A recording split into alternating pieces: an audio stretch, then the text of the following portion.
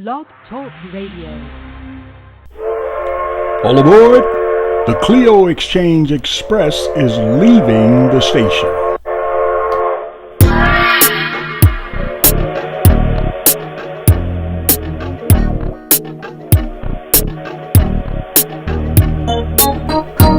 Welcome to the Clio Exchange Express, a conversation about the past, present, and future.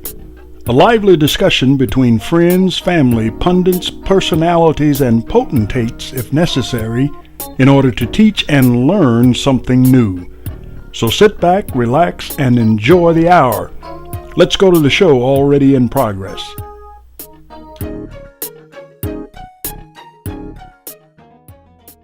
Well, I tell you, hi there, this is Lou Phillips. Welcome on board the Clio Exchange Express.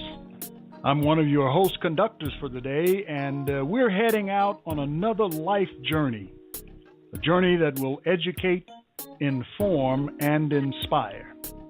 I'm joined by two co-conductors, George Chandler in London and Rudy Rollins in the desert oasis of Las Vegas. Cheerio, George. What's going on in London? How you doing, Lou? It's good to be on the Express again. London is kind of chilly tonight when it's kind of rainy. So I would say it's a very typical London day for this time of the year. Okay, beautiful. Now, I'm waiting. I looked around to my left and I looked to my right, and I don't see him, Lou. You know who I'm talking about. Hey, man, you tell him I'll be right back. Hey, what's up, guys? Man, you know what, man? Let me tell you something, man. This Las Vegas is killing me, man. Cat just won my shoes, man. Joker took my shoes, man. Well, Rudy, I'll get back to him later. How you guys doing, man? All right, brother. All right. Well, you got to be careful out in Vegas. You know that. It's hot in the desert, man, but boy, I'm ready for the ride. Everybody ready? I'm ready, Rudy.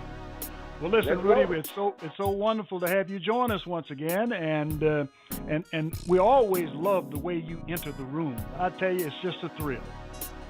Yeah, man, with no shoes, man, no fun though, Lou. I understand.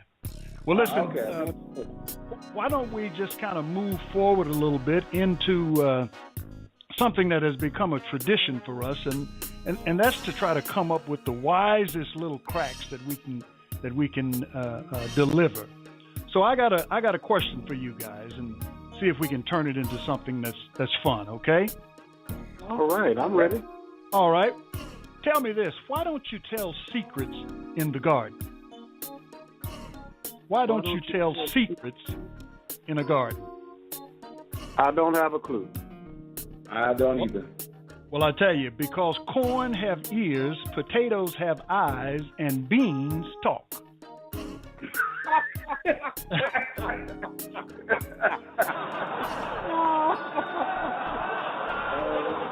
What do you think of that? I like it. Let me ask, I got a question for you. Okay. Why do fish live in salt water? Because it's tasty? No, because pepper makes them sneeze. That's a British joke, isn't it?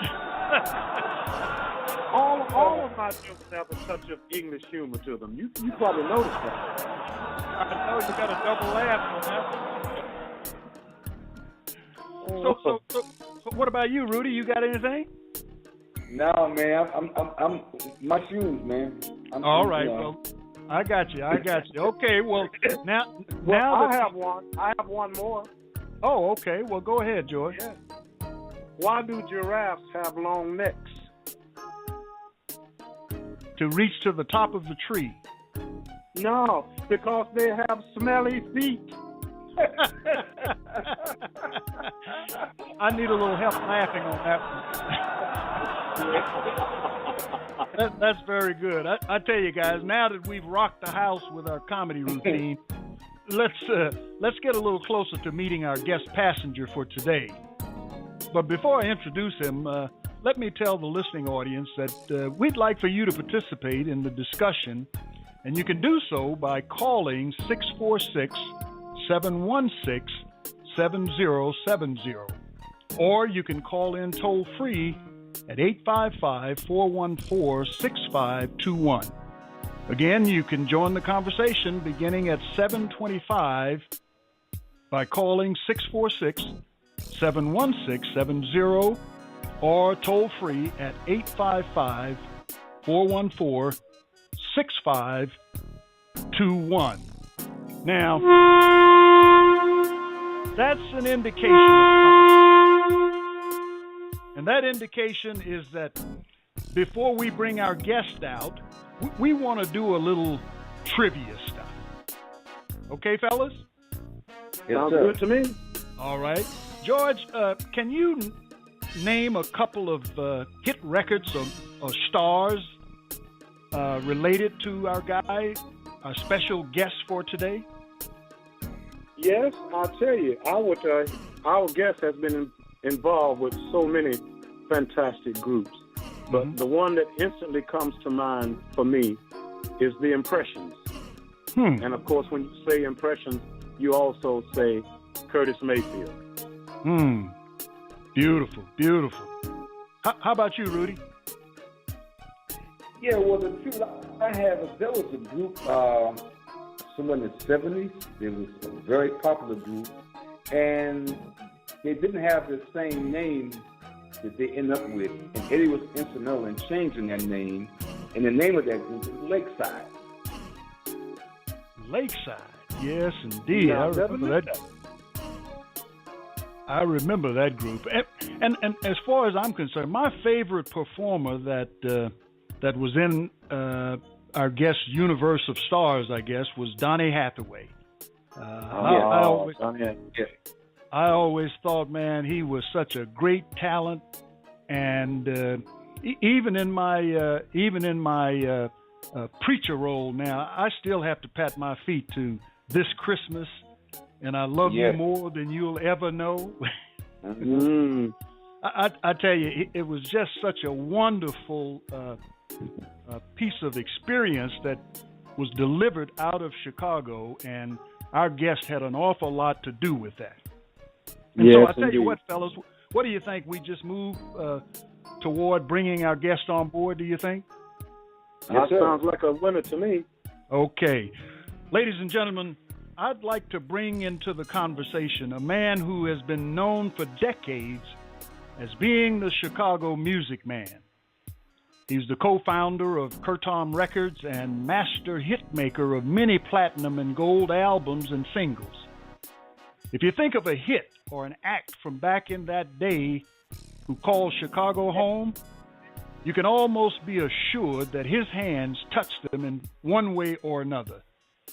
So, ladies and gentlemen, I'd like for you to please welcome on board the Clio Exchange Express, Mr. Eddie Thomas. Mr. Thomas, how are you, sir? We've had so many accolades and kudos. I said, wait a minute, who are they talking about first, okay? Yeah.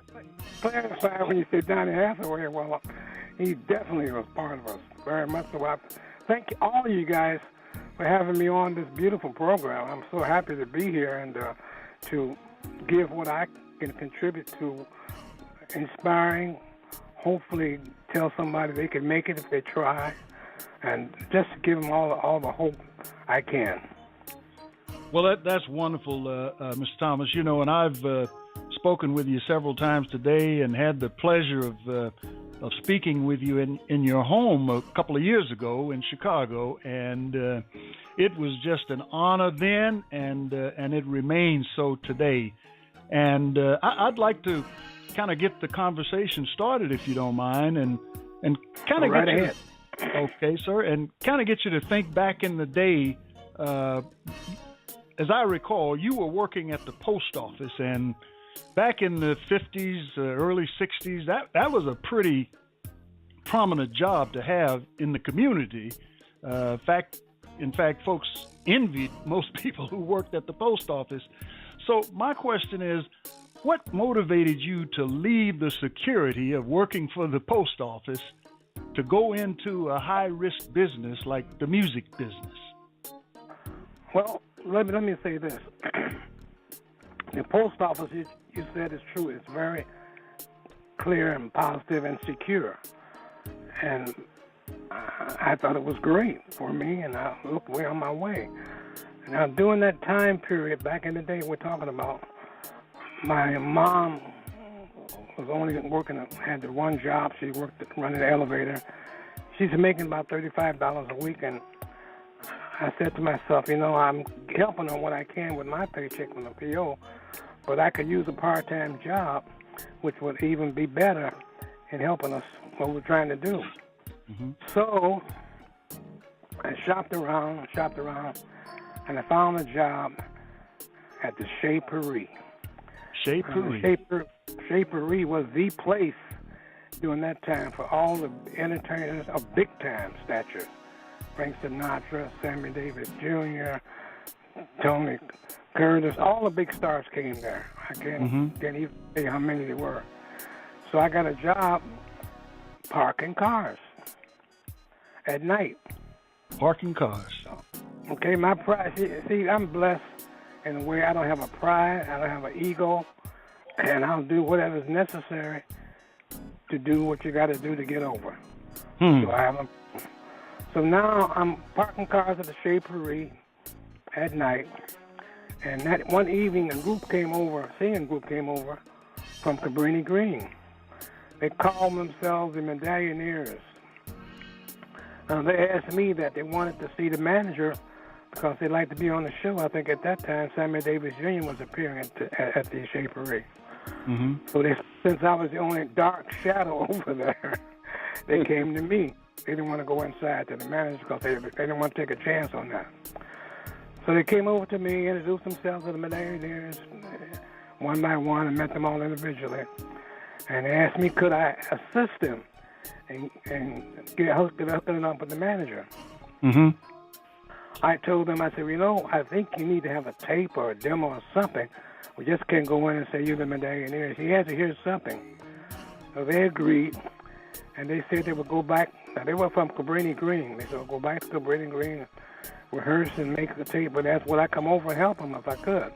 Mm-hmm. Now, this is how my feet got wet at the very beginning of fooling with music at all. I didn't know anything about music. Okay. So I went to their rehearsal, Cabrini Green, and they had a couple songs, Magic Moonlight, and I forget the other song, but that was the big song. I thought it was good. Mm-hmm. They made a tape. They weren't ready for the Chez Paris. And I went back to them, told them, so the manager said, you guys are good, but he needs to have a video or something which shows your experience. So here comes a talent show. I said, great, this is a good chance to tape this here and take it back and show it to the guy, and they can also hear them perform. That's what I told them, by the way. Right, so at this talent show, the Roosters came in first place. They were awesome. They had a great sound, great performance, great choreography. They were just great. And my group, the Medallionaires, came in second. So after the show was over, we all shook hands. We were talking, and the Roosters came over to me and said, we need a manager, too. We don't have a manager. I said, you kidding me? He said, no. I said, well, I have a group already that I'm working with called the Medallionaires. He said, well, you can work with us, too. In this group, the Roosters, was Curtis Mayfield, Jerry Butler, Sam Gooden, and two brothers, Arthur Brooks and Richard Brooks. They were the two Brooks brothers. That was the Roosters. Beautiful. Now I said, there, you guys got a great name. I said, you want me to manage you? I'll do the best I can. I said, but first we'll have to get a name. I said, the Roosters doesn't have any sound, anything going for you. I can't see you in the marquee with the Roosters appearing here. Name the Roosters. Right. So when I met you, I was very impressed with your performance. I mean, it was great performance because during that era, doo-wop was the big thing. They never sang doo-wop at all. They had a great smooth sound. The background sound got orchestra, real great. I say, how about impressions? And they liked it. Yeah, impressions. Great. So that's how we got the impressions. Beautiful. That's how we got started. That's a great story. George, you got something? Yes, Eddie, it's good to hear your voice again. Oh, George, you go ahead and kick me. Come on, I'm ready. I want to ask you, when you were asked to manage these groups, you had no management experience at all. And how old were you at this time? Oh, I must have been about 23, 24, 25 years old. I was green. I was green as leaf on a tree. I was strictly green. But since I was just starting in the business and they were starting also, it was great for all of us, great experience for all of us. And that's how I got into it. And I became the manager. Now, I still didn't know about contracts, what I should do about copyrights, publishing. Yeah. I was blank. You know, I had to attend a perfect school for that called the School of Hard Knocks. There you that go. means every mistake you make, you pay for it. So you remember it, okay? I think it's fair to say that most artists and big people in the music business, they learn it at the School of Hard Knocks because the only thing that they really know how to do is to perform. And they know how to sing, but they don't know the intricacies of the business. And you learn that by bumping your head. That's perfect correct. That's absolutely right. Now, let me tell you about the Medallions. I went downtown to Mercury Records, 35 East Wacker Drive, and I spoke to the A&R department. I played in the record Magic Moonlight. They loved it. They told me to come back in a week or so and bring the disc in. We were going to send us in the studio to record. So we went in the studio and recorded Magic Moonlight. And I think it sold about 10 copies that I know of. And the rest of the copies, I think we had our friends to buy it, but it's a complete flop. Now I still got the Impressions on the other hand. By the way, the Shapery, I never took anything to the Shapery. I passed on that. I wasn't going to take a chance on that. But the Impressions, we had a song that I loved that they performed. I thought it was an instant hit. It's called For Your Precious Love. Okay? My goodness. That's right. That was a song. Now, I took them to several companies trying to get a contract. We went to King Records at first, and I spoke to Ralph Bass, A&R director. He passed on it, said he had Hank Bell and the Midnighters and James Brown. That was enough for him. And then I went to Chess Records. Chess Records had Ramsey Lewis. They had Billy Stewart, Anna James. They had a big roster. They didn't need another group. So naturally, across the street was a company called VJ Records. I went, knocked on the door, Curtis and I, all the group, and I told them we had a record and wanted them to listen to it. I played the tape for them. They said, well, let's do it live. So we brought our guitars up and then all our equipment, amplifiers, and we did Sweet Was the Wine first. They liked that. But when we did For Your Precious Love, strictly a home run. That's beautiful. That's beautiful. And within a week we had contracts. Within another week we were in the studio recording For Your Precious Love. How about that? That's wonderful. That's wonderful. Now I got kicked into the music business, and I'm learning with Hard Knocks. Every time I get hit by a ball, I'm learning something new. Yeah. Well, that's beautiful.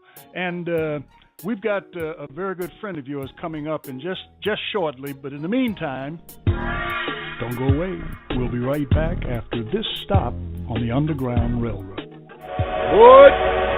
Clio Exchange Express and the Underground Railroad tour is leaving the station. Next stop, Tabor, Iowa, and the Tabor Anti-Slavery Historical District.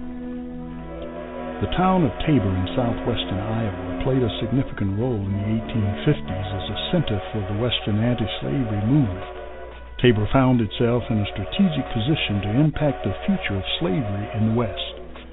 The town was officially established in 1858, but was first settled in 1852 by George Gaston, a Congregationalist missionary, and Reverend John Todd, a graduate of Oberlin Theological Seminary in Ohio.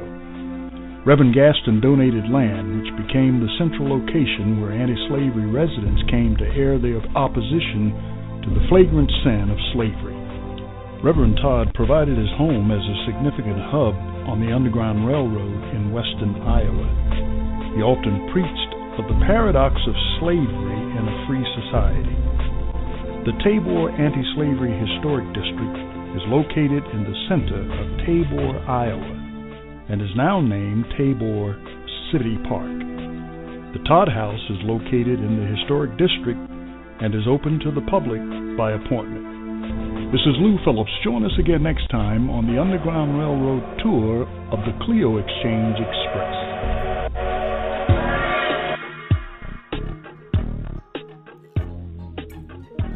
Well, that was a great discussion leading up to Your Precious Love. And Eddie, Rudy Rollins has been obviously very instrumental in getting you to the microphone. And are you kidding? Rudy is everything. Yes, he is. Yes, he is. And Rudy, what is your question for Eddie? Eddie, how you doing, man? I got tears in my eyes. I got tears in my eyes.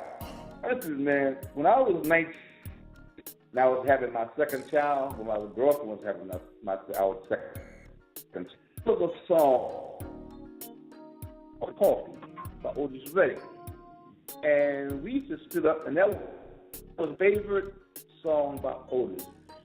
And I remember reading the album cover, and it said E. Thomas. Had no idea who it was until years later I found out that you wrote it as a poem. What inspired you to song that? What inspired me to do what now? I thought you did a little echo in your voice, and the words sound a little muffled a little bit. Mr. Thomas, he was saying, what inspired you to write the poem Cigarettes and Coffee? Oh, okay. We jumped on the tour now. I'm on the tour with Otis Redding, Jerry Butler, and a couple other people that are famous. At that time, I was working for Jerry Butler. I was his private valet, chauffeur, and all around, as you say, flunky. For Jerry Butler? That's right. I worked for Jerry Butler. I was his chauffeur.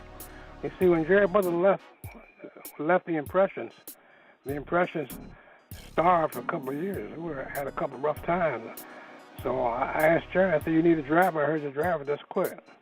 He said, you wouldn't mind doing that? I said, no, I haven't got no pride. Are you kidding? My job was to survive. So he took me in as his personal chauffeur and valet, and I did everything, go to the store and take his wife to the washroom. I did everything under the sun. Oh, yeah, a lot of people don't know that, but I was the valet and chauffeur for Jerry Butler. Well, you know, Eddie, I like the way during that time when you were working with Jerry, how you turned that into your advantage by meeting disc jockeys and making lots and lots of contacts that served that. well. I wasn't going to be a dummy out there, and that was my job permanently. I knew that I could utilize traveling and utilize going to the radio stations and et cetera, because we have a group at home that's going to need all that help, and that's the Impression, standing by. So I went to Philadelphia, went to WDAS, WHAT, and all the stations by heart. I'm kidding. I know Georgia Woods, Sir Lancelot, all the guys. And what I did, I would tell Jerry, I said, I'm taking your record to the radio station, for Your Precious Love, like they're not playing it. But I get up early in the morning and hang out with those jocks.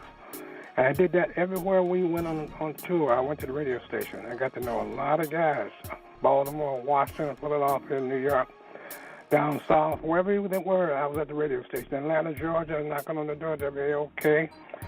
Oh, yeah. Great experience. Great experience for me. But it paid off big time. That's beautiful. That's beautiful. Well, listen, it's 7:25, and we've got a caller already on the line, so let me bring in a caller from Arizona, Mr. Earl Cobb. Hello, Earl. Okay. Hello. How are you, brother? I'm doing very well. I tell you, I am just really enjoying this show. And Mr. Thomas, what a pleasure to have the opportunity to listen to you. It's my pleasure because it is. I feel that my life has been long and it's continued to be long, and that's why God has kept me here, so that I can lift people up, I can inspire them. These things are important to us and to our race, and we need that all the time. So it's my pleasure, and whatever I can do or say or whatever it is you need, call upon me, and I'll be there. That's terrific.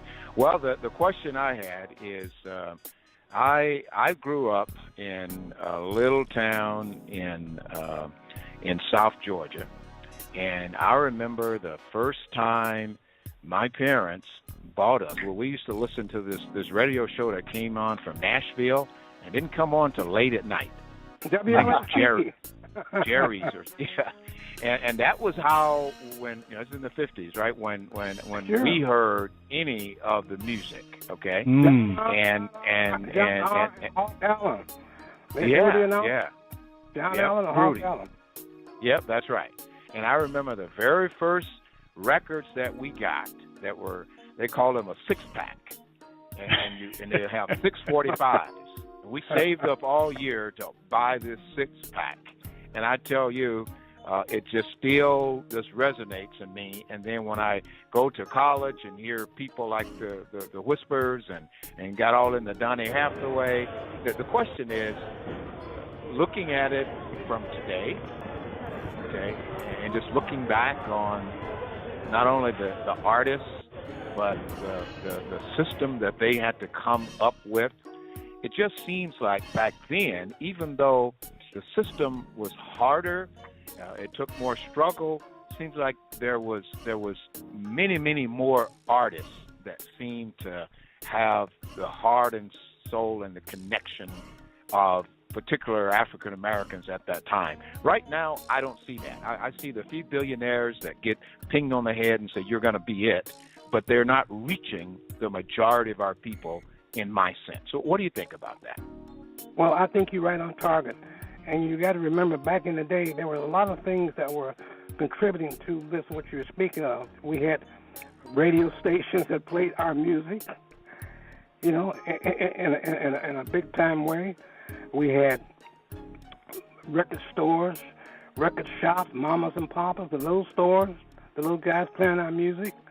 So our music had great exposure, you follow me, in order for it to be heard. So you can't go to a record shop now. Tell me what record shop you're going to go and hear a new artist, a new record. Where are you going to go now? It don't exist. It's non-existent. Times change, unfortunately. These things happen. That's where you get the old day and the old school and the new day and the new school. It's a big difference. You got a few big stars out there, and to try and get it started now is a whole new world, because where do you go with it to get started? Yeah. Right. Yeah. Big difference. Yep. Big difference, night and day. Yep. Very good. Very good. Well, Earl, thank you so much for calling in. And Mr. Thomas, I've got a question for you. Just thinking about all of that creative spirit that you had at Curtom, and especially in the writing and arranging area. And my interest has to do with there must have been tension between two talents like Curtis Mayfield and Donny Hathaway. Did you? And therefore, it seems like you were the oil that stayed between those two pistons to keep them pumping. Well, it didn't take very long to break them up, because what happened, when you got two superstars, Donny Hathaway is a superstar all by himself. It's a package ready to go anytime. Mm-hmm. Curtis Mayfield has the same ingredients. So when you put these two heavyweights together in the boxing ring, it's hard to say who's the winner. Mm-hmm. And Donny felt that he needed to make a move, that he could do his own thing. And I didn't disagree with him at all. So he went to New York and got started, and bingo, it happened. Curtis, they couldn't do things together, collaborate, because it just got too many ideas and thoughts on how this should go and this should go. Curtis thought this one, Donny said no, like this. So they had to separate in order to keep their own thing going properly. Right. I wanted to back up, because that reminded me of the breakup of Jerry Butler leaving the Impressions. And the story has been told that when the record was released, it came out as Jerry Butler and the Impressions. Oh, yeah, definitely. You see, VJ, let me say this to you. VJ Records had Jerry Butler in their eyesight totally. After they heard him singing, they thought of Roy Hamilton and what a great singer Jerry was, what he could be as an individual soloist. So they had went back in the room and made their plans. So when they put the record together, the first record they put out, they had the impressions, some big letters, just the impressions on VJ. And they said, well, no, we got better ideas than this. Let's do this. Went back in the studio, pressed up a different record, put it on the subsidiary label called Abner. Abner was the president of the company at that time. And they put Jerry Butler in huge letters that you couldn't miss. If you were blind, you could see it. And he put the impressions in magnifying letters. You had to get a magnifying glass to see the name. Well, Eddie, what effect, Eddie, did that have internally with the group when they saw those? I'm getting that. I'm on my way there. Okay, when they did that, we knew what the deal was. And then they got Jerry to the side and said, hey, you be with us. We'll sign you individually. We'll give you a brand new car, put a couple of bucks in your pocket. And can you imagine what that sounds like to a kid who's living in Cabrini Green, 1117 off Cleveland? Okay, let's get him $2,000 to put in his pocket and give him a brand new white Mercury. I never forget that. Goodbye, Curtis. Goodbye, Bob. What happened was, sometimes, my mother always told me, when you dig a ditch, you better dig two. So they got Jerry Butler, but the main person that put out, not me, I wasn't the main person. I was just a subsidiary of the impressions, but the main person was Curtis Mayfield. When they threw him out with me and Arthur and Brooks, that was it.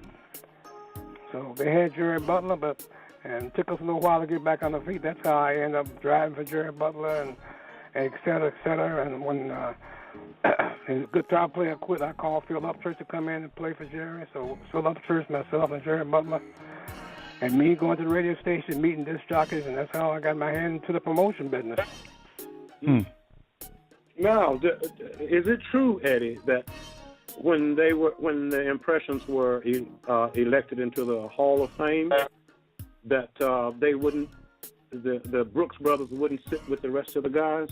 No, because the Brooks brothers had left a long time prior to that. They left right after we started on our own. They left right away. So we had to go back and get one of the roosters, I say, because he was still there in Chattanooga, Tennessee, named Fred Cash. So Fred Cash came with the group, and that made the trio, Fred, Sam, and Curtis. And that was the impression. Beautiful. That's a great story. Rudy, let's see if your mic is working any better this time. What do you got? Well, I got so many stories to ask Eddie, but here's one for you, Eddie. What was your connection between Don Cornelius of the Soul Train fame? Oh, Don Cornelius was an icon. Oh, I love that man. And I miss him today. Such a great guy. He's just a great person. And I was so happy to see him leave VON and go up to greater heights. We started out Soul Train in Chicago at the Board of Trade Building, 141 West Jackson. We started out on a small level. And I'm sitting here as you speak. I'm sitting here looking at John Cornelius, Curtis, and Tyrone Davis, and three at the standing, and the kneeling. That's Eddie Thomas kneeling and George Williams right beside me. I can't believe, as I look at this picture, I look at it every day, that they're all gone. All four of them are gone. I'm the last man standing, as the song says. Yeah. But that's how we started in Chicago, got it going down, made a big tape and took it to Los Angeles, and the rest is history. Yeah, that's beautiful. And you're talking about the last man standing. How young are you now? 83. How about that? That's a wonderful blessing. I'm pushing it up a little bit because my birthday comes up on the 5th of November. So I might as well be 83, but I'm 82 factually, but I'll be 83 November 5th. Yeah, beautiful. That's beautiful. And as you were talking before about the absence of the record shops and those places in the community where the people could... Huge factor. Yes, sir. Huge factor. No question about it. You can't find those stores, are all gone. Evaporated. Yeah, that's right. So how can I get started?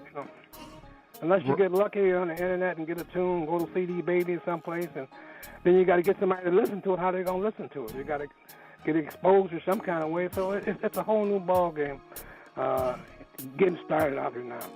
Yeah, and the point I was going to make was that kind of explains how the separation or the inability for some of the megastars now to really have compassion for the people, because in those record shops, the people could come in off the street and meet a lot of those stars, couldn't they?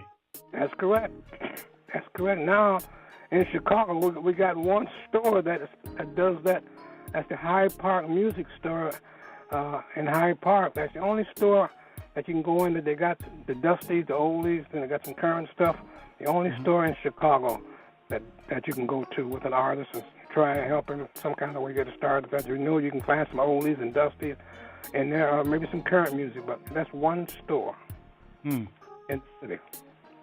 Yeah, that's a sad commentary about not only the inability for the lofty stars to have a direct impact on the communities, but in these troubled times, it's impossible to get them to be considerate about anything that's outside of making another mega hit. You're right on target. Right on. It's the unfortunate part. I tell everybody that wants to get into the music business, first of all, make sure you have a job, a good job, okay? That you can count on and depend on, okay? That will put bread on the table. Because don't depend upon nothing else. Now, in your spare time, you can fool around with records, and maybe you send this in to this company, or send this in to this company. Some companies that are doing well on the internet or whatever. You can try and fool around with it, but that's the way you do that. Make sure you keep that job first, last, and always. Yeah. So you don't get into a desperate situation, right? Absolutely. Yeah. What happened? Go ahead. I'm sorry. No. I said otherwise you'll be hungry all the time. That's exactly right.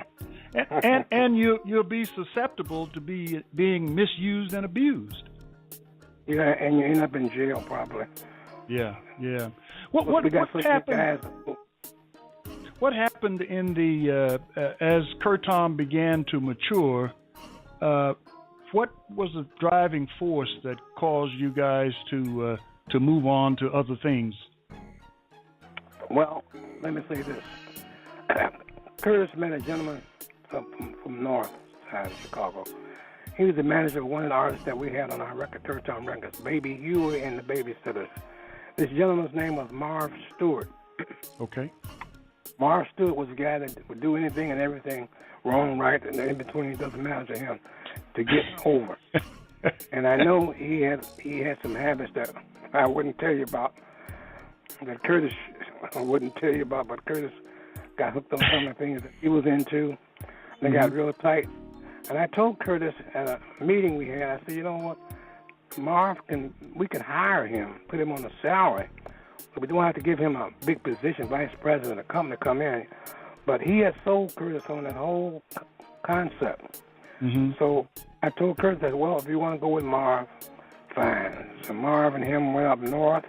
I stayed on the south side of Chicago, and God was with me every step of the way. We come up with all kinds of things to do. An organization to form. We had a record pool called the Dogs War, 400 members that became nationwide and known.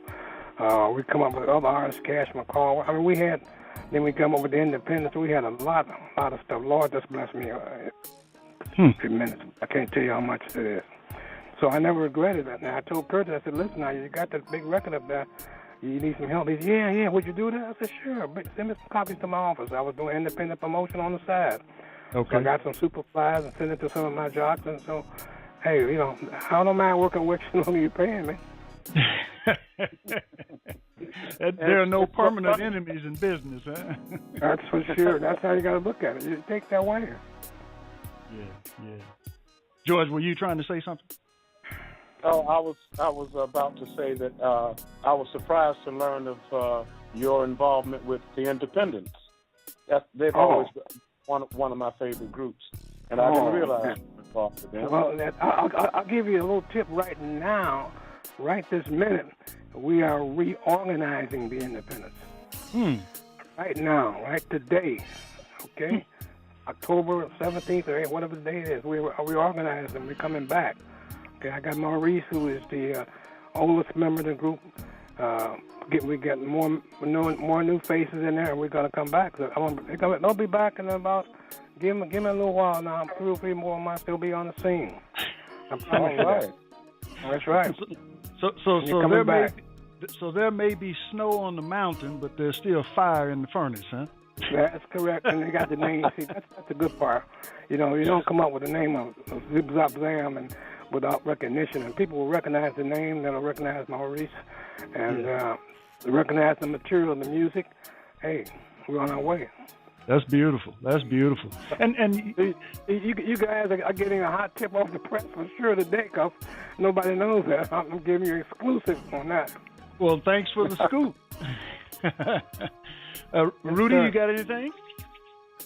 Now, I'm just enjoying the conversations, man, because there's so much between Eddie and I. He talked about the Dogs of War, and I remember I was on the ground floor of that, and what a great idea it was, because we broke a lot of artists, man. We had a repertoire, probably 100, 500, I don't know, DJs nationwide, and they would give us feedback, and that's how we broke records. The first record was what, Peter Brown, Eddie? First gold record? Correct. That's correct. That's correct. We it was a great organization. We had so much fun, and we had a mixture, white, Chinese, Japanese, all kind of guys in a record pool that spin records. We had a great organization, and I can't tell you, we had artists to come in at our meetings and speak. Barry White came in, Nancy Wilson came in here, Peter Brown came in from Florida, you know, and we made a lot of noise. You know, we broke a lot of records. We started Peter Brown's record from Henry Stone, who was a big man in Florida, on Tone Records. Do You Want to Get Funky With Me? That was his first 12-inch gold record, first one ever. Do You Want to Get Funky With Me? Huh? And Barry White was like a brother to me. I loved him. I missed him. I'm telling you, we had talking about being close to each other. We were close to the artists, and the artists were close to us. Donna Summers, the Bee Gees, of course. I had a call from RSO Records. I think they wanted somebody to promote the Bee Gees on the R and the B side. They had pop side going, but they wanted to get some soul music, you know, on the soul sale. So they sent the Bee Gees to us, and we started playing the funky side, you know, of the Bee Gees had. And that they sold another million because of that. So it was a great thing we had going, and I'm just so, it keeps me alive just thinking about how wonderful it was. We had a great bunch of staff guys working with us. I can't tell you how wonderful it was. That's beautiful. Also, that's beautiful. Plus, you guys don't know that we did. We had our own. Rudy didn't tell you. He should have told you. We had our own limousine service. Oh yeah, is that right? We figured we had all the contacts with the record company. So why can artists come to Chicago riding our limousine? So we started a limousine service, you know. Talked to Barry Gordon. He said, yeah, I'll send it to you all. Since we're in direct contact with the companies because they send us product to us, so why not send the artists to us also that come to Chicago for whatever they need, promotion-wise, visits, or whatever. So we started our own limousine service, got some limousines, and we had another negative going for earning money and hiring people and giving them a job. Yeah, that's beautiful. That is absolutely beautiful. And I tell you, Mr. Thomas, as we're starting to wind down, you've mentioned the name of God several times during the course of this conversation, and it really touched me a lot. And so I just feel a need to ask you to talk about what role God and Christ has played in making you who you are as an octogenarian. Every way, every direction you can name, he's right there always. Because I think God said to me, I want you to be on my staff. Stay there and take care of. Pass around the good things that I need to know. People need to know. Help all you can. Show your love and show them what love is all about. I'm a part of him, working for him. Yes, sir. He's just done so much for me, and he's keeping me day by day. So I know that I'm doing the right thing, and I know he's in my side, on my corner. And I'm sure you guys feel the same way. I can tell you guys got some big hearts. I can feel some of your hearts coming through here. The love that you have for each other It's just wonderful. Yeah. You know, it touches me just to listen to you talk and you ask questions, and you're very, very inquisitive. It's just beautiful to have this show, and I'm very pleased with it. I'm so glad that you guys called on me to do it because I'm thankful. Yeah, well, that's wonderful. We were just humbled to have the opportunity to sit at your feet, and as we begin to wind down, I think rather than have each of us make a comment about this experience, after you've hung up, we're gonna do it while you're on the line. Rudy, you want to make a comment too? Yeah. Yeah, I just think about the limousine. I used to drive her for the limousine service. I just want to say this, man. The man I met in 1975 when I moved to Chicago, I had no idea what a man and a friend I would have for all of these years. And Eddie, from the bottom of my heart, man, I truly mean you are truly one of my friends, man. And God bless you, and give me to you my love. Well, that goes double because you captured my heart the day we even shook hands. I felt it. You know, sometimes hearts communicate with one another. You ever go someplace, walk into their home, you feel a warmth. Yeah. That's the way I felt in your presence. I felt that warmth, and that's the same way I'm feeling now talking to you guys. You know, Lou and George and Rudy. You guys just like I've been knowing you for years and years and years. Beautiful. I'm relaxed and just sitting back, enjoying this whole affair, and I can't thank you enough. All right. How about you, George? Well, that Eddie is an amazing person. It's an honor to just hear him talk about his experience in the music business.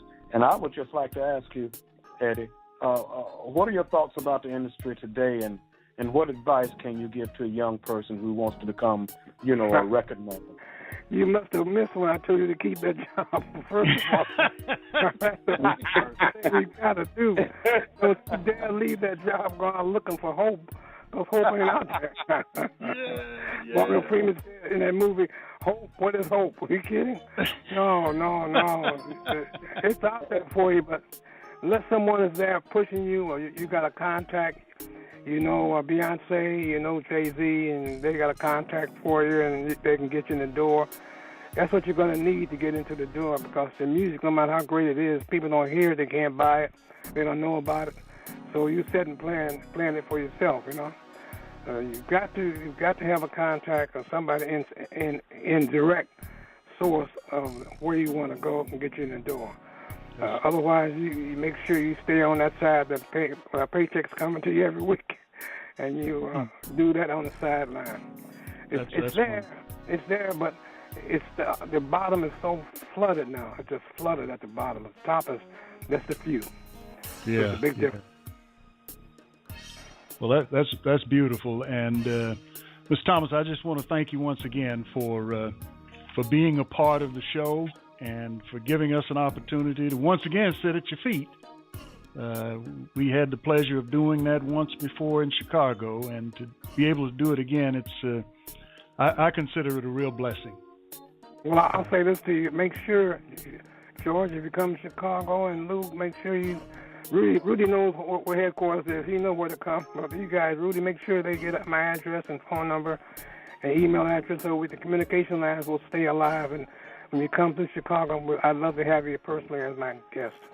Beautiful, beautiful. Well, we'll be praying that God continue to fill your life with His grace and mercy, and hopefully we can get you back again to tell a little bit more about your story, because we just barely scratched the surface. Well, one thing, I'm an easy guy to work with because you can get my head underneath the door. Your door, that's small.